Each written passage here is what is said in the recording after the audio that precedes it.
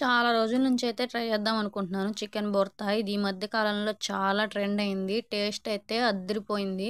ఎవరైనా తిననోళ్ళుంటే ఒక్కసారి ట్రై చేయండి. మీకు తప్పకుండా నచ్చుతుంది. మన ఛానల్ ఫస్ట్ టైమ్ చూస్తున్నట్టయితే ప్లీజ్ సబ్స్క్రైబ్ చేసుకోండి. 500 సబ్స్క్రైబర్స్‌కి 4 మాత్రమే తగ్గారు. ప్లీజ్ మన ఛానల్‌ని కొద్దిగా సపోర్ట్ చేయండి ఫ్రెండ్స్. దీంట్లో ఏ మసాలాలు యాడ్ చేయం కాబట్టి చిన్న పిల్లలు కూడా చాలా ఇష్టంగా అయితే తింటారు. ఒక్కసారి ట్రై చేయండి. తప్పకుండా నచ్చుతుంది. స్టవ్ మీద బాండి పెట్టి కొద్దిగా ఆయిల్ వేసేసుకొని ఎండుమిర్చి, పచ్చిమిర్చి అయితే గోల్డెన్ బ్రౌన్ వచ్చేదాకా వేయించుకొని వెల్లుల్లిపాయ రెమ్మలు కూడా పొట్టు తీసేసి వేయించుకోవాలి. ఈ గోల్డెన్ బ్రౌన్ కలర్ వచ్చేస్తే సరిపోతుంది. అలాగే ఉల్లిపాయలు కొద్దిగా కరివేపాకు కూడా అదే విధంగా నీట్‌గా అయితే వేయించేసుకోవాలి. నేనైతే మొత్తం అయితే పక్కన పెట్టేసుకున్నాను. తర్వాత కొద్దిగా చికెన్ అయితే నేను బోన్‌లెస్ అయితే తీసుకున్నాను.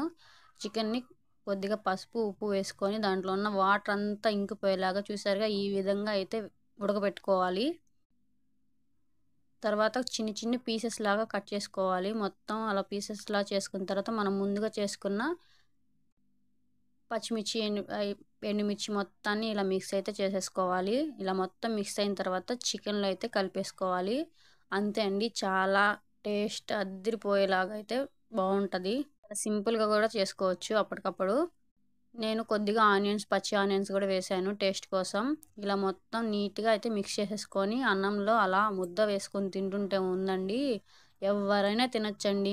ఏమి మసాలాలు లేవు. చాలా హెల్తీ ఫుడ్ కూడా. చాలా ప్రోటీన్ కూడా వస్తుంది. మంచిదండి. హెల్తీగా ఉంటది. మన ఛానల్ సబ్స్క్రైబ్ చేసుకోవడం మాత్రం మర్చిపోకండి ప్లీజ్.